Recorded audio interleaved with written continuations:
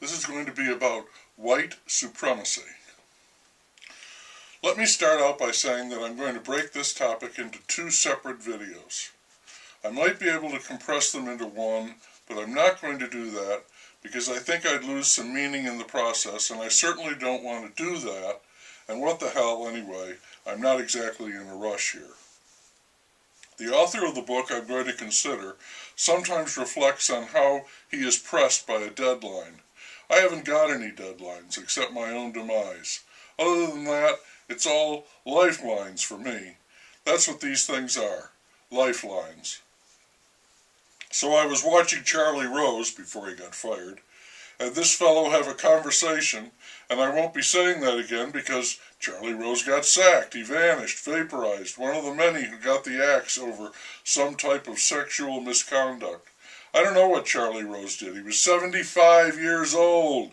He had the best gig by far in TV journalism. CBS News, 60 Minutes, and his own show on PBS, and then boom, no more Charlie Rose.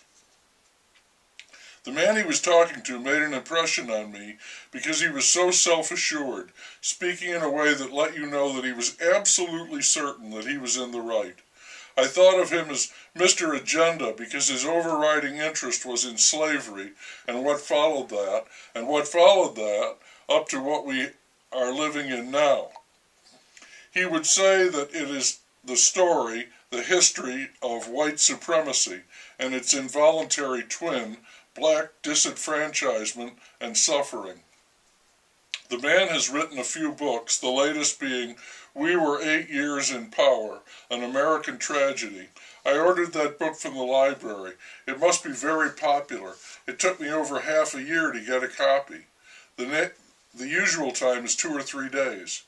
He earned his spot at the table with Charlie Rose because he won a National Book Award and has been the recipient of a MacArthur Genius Award, besides other honors. The title of the book I read, about the 8 years, came from something written about Reconstruction, which the writer felt had started out but then was abruptly stopped.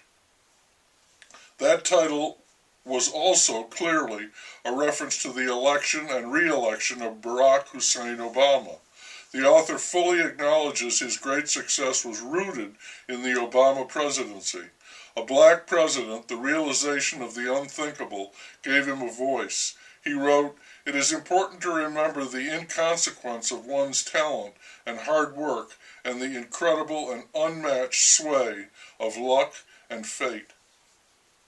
He also got that voice from hip-hop music.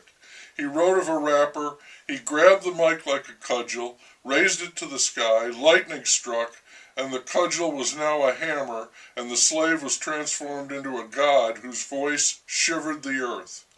He wanted his words to have the urgency, the beat, the imagery of a rapper. A college dropout, he immersed himself in reading, especially black history and black literature. He wanted to stand with the proud phalanx of black writers. I aspired to join a long line of dream breakers, he wrote. That dream, or lie, or myth, illusion, delusion, was the whitewashing of history, to make slavery seem like some distant, since-corrected error. He wanted to shatter that with his own cudgel, a pen, writing a testament to the truth.